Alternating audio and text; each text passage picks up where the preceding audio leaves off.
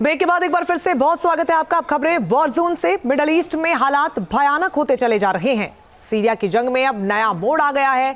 एक तरफ तो दुनिया सीरिया में मौजूद विध्वंसक हथियारों की वजह से डरी हुई है, तो वहीं दूसरी तरफ इजराइल की सेना तेजी से सीरिया की राजधानी दमिश्क की ओर बढ़ती चली जा रही है। ऐसे में बताया जा रहा है कि इजरायली अफसर विद्रोही गुटों के संपर्क में हैं। सीरिया पर विद्रोही गुटों के कब्जे के बाद अब लड़ाई में एक नया मोड़ आ गया है, क्योंकि अब इजराइल से लेकर ईरान तक सभी विद्रोही गुटों के संपर्क में हैं और अपने अपने लिए रणनीति बना रहे हैं। रिपोर्ट देखिए।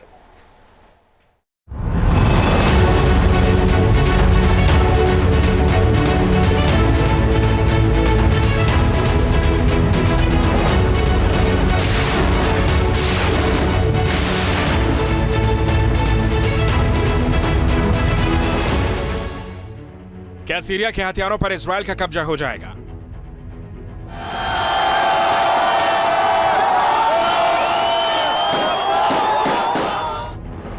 क्या विद्रोहियों के संपर्क में है इजराइल?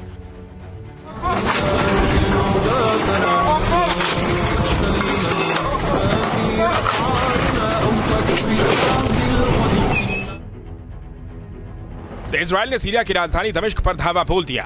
आसमान से बमबारी की। दावा किया जा रहा है कि इजराइल ने दमिश्क में साइंस रिसर्च सेंटर पर हमला किया। बताया जा रहा है कि साइंस सेंटर में केमिकल और जैविक हथियारों का प्रोडक्शन किया जाता था। बताया जा रहा है कि इजराइल ने इस पर अटैक इसलिए किया जिससे ये विद्रोहियों के कब्जे में न जाए, क्योंकि अगर ये विद्रोहियों के कंट्रोल में हो जाता है तो मुश्किलें बढ़ जाती हैं।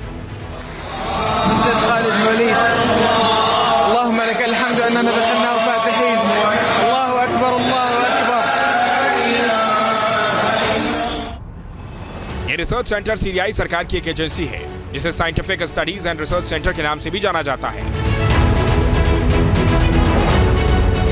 इसकी स्थापना 1971 में हुई थी और इसका मुख्यालय जमराया में है। इजराइल की ओर से सीरिया पर लगातार हमला किया जा रहा है। दावा किया जा रहा है कि इजरायली हमले में सीरिया का 85% एयर डिफेंस सिस्टम तबाह हो गया है। सीरिया में असद के तख्तापलट के बाद इजरायली हमले जारी हैं।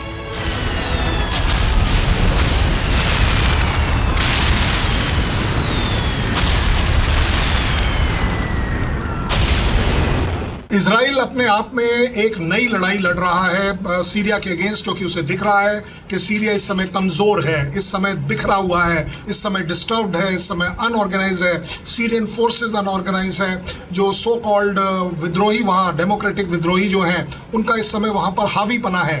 तो स्ट्रेट अवे इजराइल की जो इस समय स्ट्रैटेजी है वो है कि सीरिया के जितने भी एमिनेशन से रिलेटेड, लड़ाई से रिलेटेड जितनी भी जगहें हैं उन्हें डिस्ट्रॉय करा जाए। इजरायली हमले में 107 एयर डिफेंस कंपोनेंट्स और 47 रडार तबाह हो गए हैं।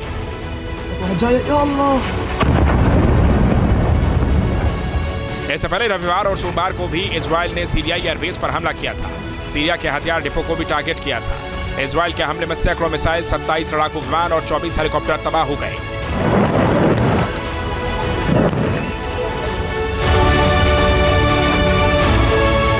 इजराइल ने सीरिया के लटाविया में नौसैनिक ठिकानों को भी टारगेट किया था। इन हमलों में सीरिया के 15 नौसैनिक जहाज तबाह हो गए थे।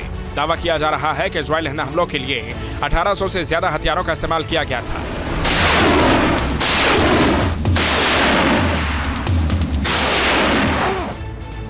सीरिया में तो सबसे बड़ा सवाल केमिकल वेपन का है। सीरिया में मौजूद हथियार डिपो का है, एयरबेस का है, क्योंकि अगर यह हथियार विद्रोहियों के हाथों में लग गए तो भारी तबाही मच सकती है। दुनिया इसी बात से डरी हुई है। असद भागे, हथियारों का क्या होगा आगे? सीरिया के जिन इलाके में विद्रोहियों का कब्जा हुआ है उन इलाकों को लेकर दुनिया डरी हुई है, क्योंकि ये ऐसे इलाके हैं जहां सीरियाई सरकार यानी असद ने हथियार छिपा रखे हैं।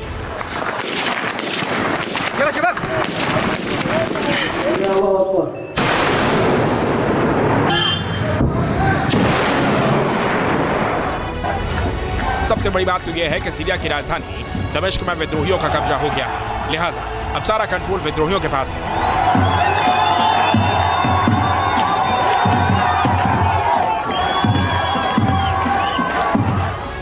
सीरियाई विद्रोहियों की क्यूरियस एबीस से जब यह तस्वीर सामने आई थी तभी दुनिया डर गई थी।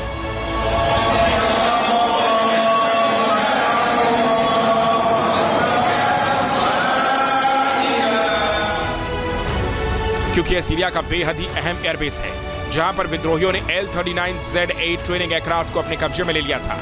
साथ में मिसाइलों और बमों पर भी कब्जा कर लिया था।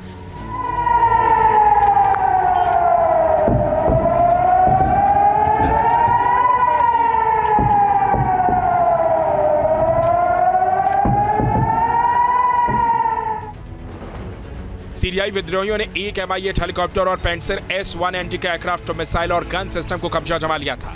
लिहाजा दुनिया डरी हुई है।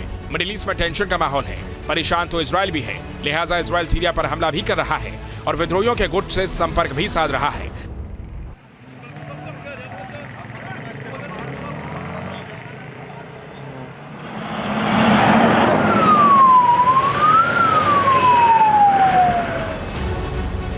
जिससे इजराइल से सटे हुए हिस्से पर कंट्रोल किया जा सके। STS के साथ भी सीरियाई अफसर संपर्क में हैं। जाहिर है सीरिया के बदलते हालात में इजराइल एक बड़े हिस्से पर कंट्रोल चाहता है, क्योंकि ईरान भी हालत पर नजर टिकाए हुए है। ईरान भी विद्रोहियों के संपर्क में है। लिहाजा सीरिया में आने वाले दिनों में हालात और बदलेंगे, जिससे पूरा मिडिल ईस्ट टेंशन में है। Team news nation. News nation अब व्हाट्सएप पर। खबरों के ताजा अपडेट के लिए न्यूज नेशन के इस QR कोड को स्कैन करें।